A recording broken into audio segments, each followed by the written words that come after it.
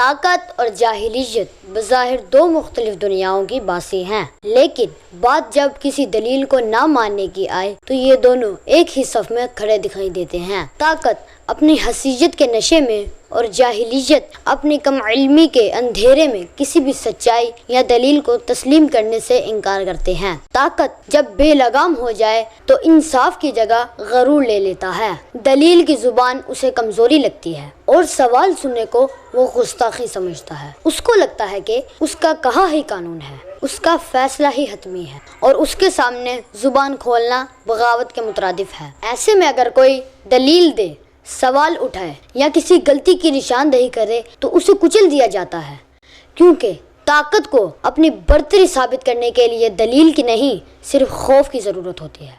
دوسری جانب جاہلیت بھی دلیل کی دشمن ہے۔ ایک جاہل شخص نہ صرف سچ سننے کی اہلیت سے محروم رہتا ہے بلکہ سچ سننا بھی نہیں چاہتا۔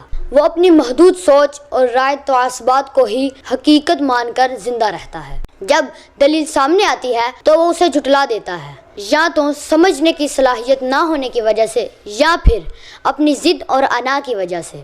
جاہل کو اندھیرے سے پیار ہوتا ہے اور روشنی سے وہ ہمیشہ ڈرنے لگتا ہے۔ یہی وجہ ہے کہ معاشرے میں ظلم، فساد اور انتہا پسندی کی جڑ انہی دو عناصر سے جڑی ہوتی ہے، طاقتور کا تکبر اور جاہل کا انکار۔ اگر کوئی قوم ترقی کرنا چاہتی ہے تو اسے سب سے پہلے علم کو عام کرنا ہوگا اور طاقتور کو قانون کے تابع لانا ہوگا۔ آخر میں یہی کہا جا سکتا ہے کہ دلیل صرف ان دلوں اور ذہنوں میں اثر کرتی ہے جو سچ کی تلاش میں ہوں۔